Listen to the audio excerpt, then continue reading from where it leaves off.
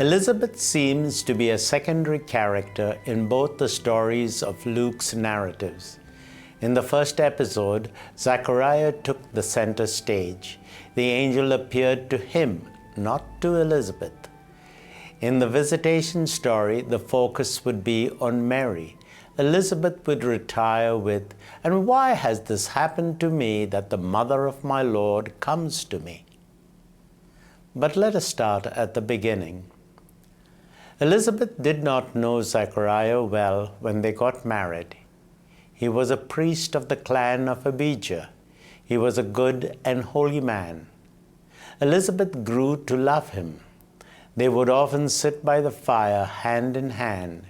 They would dream of a house filled with children. They talked of the names they would give to the children. The son would be called Zachariah. The second would be called Aaron. And the dream continued. In the early years, they waited each month, but it was not meant to be. Then they stopped waiting, but they did not give up hope. The pain was too great. Elizabeth felt she brought shame to her family by her barrenness. Some said it was a punishment, but both Elizabeth and Zachariah knew in their hearts that was not true. As the years went by, their love deepened. They found joy in each other's company and in their faith. The pain of childlessness was there, but it brought them closer to one another. Elizabeth missed Zachariah as he went to Jerusalem twice a year with his fellow priests. They would spend a week doing their priestly ministry. There was a year when he was chosen by Lot to enter the Holy of Holies and offer incense. Something happened to Zachariah. It was something sacred. He was at peace when he returned, but he was silent. God had taken pity on the lowly handmaid Elizabeth. Elizabeth carried on her normal household work. She would wash clothes. She would take them up to the roof to let them dry in the sun. She would stop and wonder whether what was happening to her was real. But she had work to do. She stopped the dream. She continued with her work. But after some months, the reality began to set in. She began to believe. She could not help noticing the feeling of new life.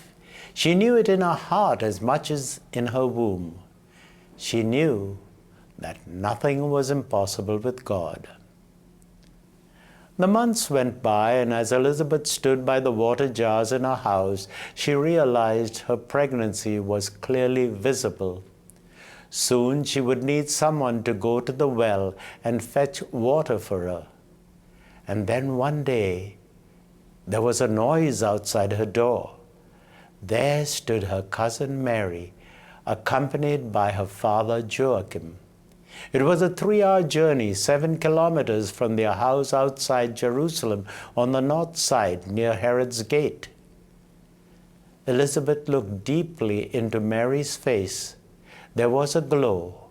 She too was pregnant. Then something happened to Elizabeth. Previously, her baby had moved in her womb several times. But this time it was different. There was a joy in that movement. She knew she was not imagining things. Elizabeth herself was receiving a gift, just like the child within her womb. She exclaimed with joy, "Blessed are you among women, and blessed is the fruit of your womb." Elizabeth knew in her heart that the child in Mary was no ordinary child.